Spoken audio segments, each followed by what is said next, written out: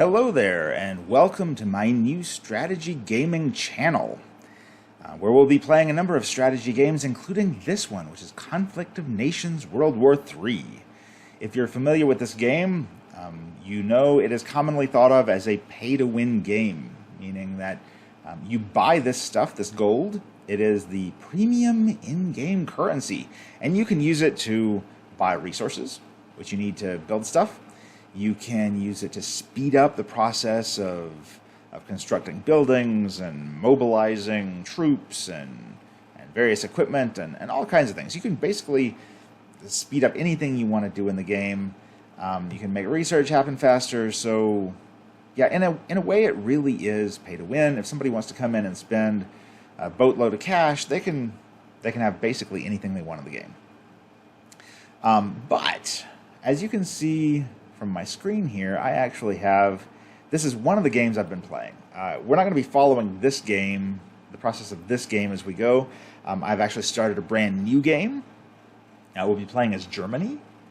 But this is one that I have almost completed. I currently have 1,569 points. To finish up and win, I need to have 1,850 points. So I have a few more days of work ahead of me. I'm currently going up into Europe, where finding those points shouldn't be too hard. But my vast empire spreads all the way from Southern Europe across the Middle East. My country is actually Iran. I started out with Iran here. And across India and Southern Asia. I also wound up going down here into Africa. Now, this was a kind of... This is a player that I thought was going to be dangerous later in the game. He was number 2 at the time. I was number 1.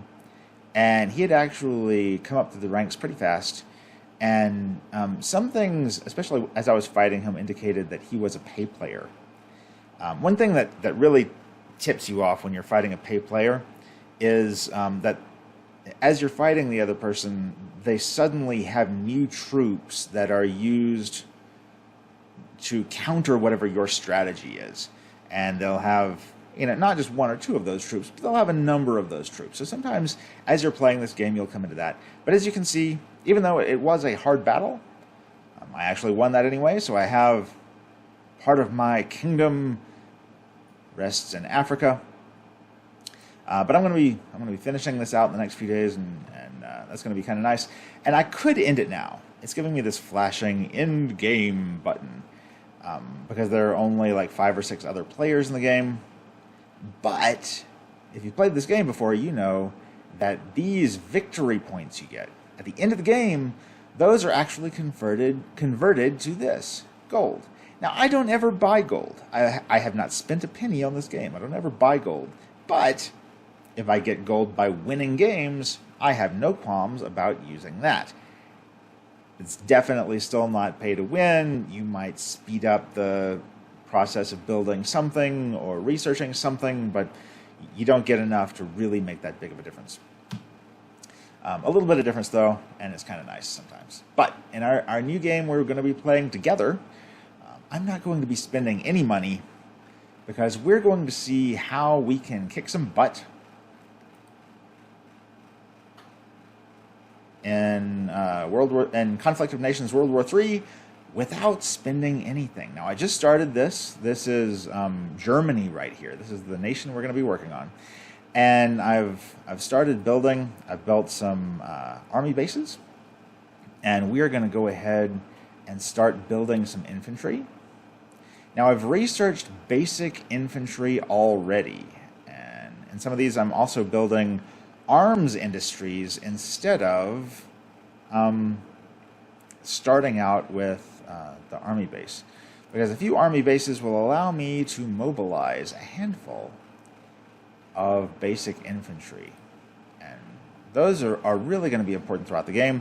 Some people like to go for more expensive infantry types. I tend to go with our basics here. So we're going to make a few basic infantry. And all of these that I have not started building arms industries, I'm going to want to go back and build those. They help with production of resources, and they also are necessary for building some of our higher end technology. So for example, I'm a big air player. I like my aircraft, so I am currently researching the Strike Fighter jet. I'm also researching towed artillery, and we're going to use both of those extensively in this game. So I'm going to be doing probably one update a day, sometimes more if there's a big war going on, so that you can kind of see and follow along with what we're doing. But right now, I am sending my troops around to where we're going to pick up some easy territory. Now, a lot of players I've seen skip this. It can be well into the game, and these little countries, they're little NPC countries. Nobody will ever control these countries. They have one city, and they have a few provinces, and they usually, at least at the start of the game, only have 2 troops in them. They are easy to take. They give you resources. So this has electronics. We're going to find out later in the game, if you don't know already, electronics is one of the things that can make or break you. So we have electronics, we have parts and fuel. All these things are important. They're easy to take, and gaining ground, picking up cities, picking up provinces, that's part of how you win this game.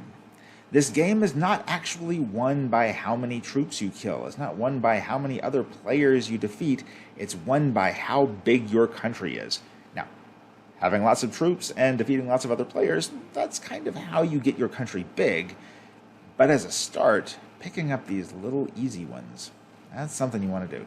So right now, I am moving my troops around, and I'm going to be taking Czechia here, and Belgium, and the Netherlands. Hopefully I'll be getting all of those, and nobody else will jump in and grab them before I can. It's kind of nice for me, actually, that most other players ignore that. But we're going to be picking these up, increasing our resources, and in the very near future, we're actually going to start to take up with some other players. I don't think, well, okay, so I have another player right here. So we have a player in Poland. We have a player in France.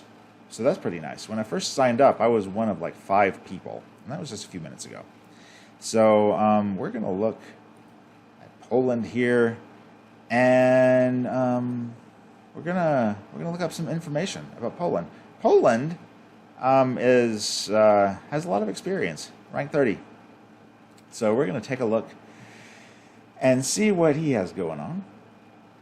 I'm guessing it's a he. Okay, so this is not only an experienced player, but possibly a pretty good one. I say that, I have a little bit of a caveat here. But this individual has played 15 games. Now, has a higher rank than I do, and I've played more games than that. So that's 15 games, has captured more than 5,000 provinces, and only lost about 1,500. Also has 6 coalition wins, does not have any solo wins.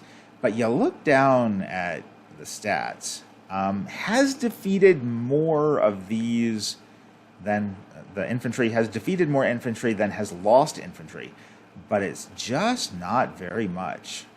So this player has picked up a lot of territory.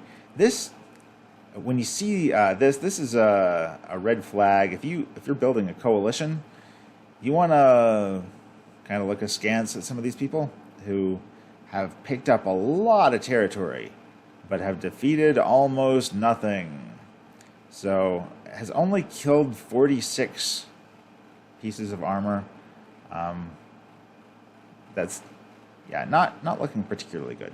Now this player does use fighters. We can tell because there are more fighters lost than fighters killed, but that's a lot of fighters to lose without killing them. So this is very interesting. Poland, I think, is going to be a target for us. I think we're going to be looking to take over Poland pretty soon. Oh my goodness, we're going to be Germany invading Poland. But yep, that's what we're going to do. And we want to look at all of our neighbors that way. Check out, because we have France. France is also, potentially, because it's a big country, it starts out fairly powerful, could be a danger for us. This person is already part of a coalition. So let's take a look. This is a newer player, only ranked 7. So we're going to take a look at those stats. A newer player, only ranked 7, has joined 26 games. Hasn't won anything. Probably doesn't stay in most games very long.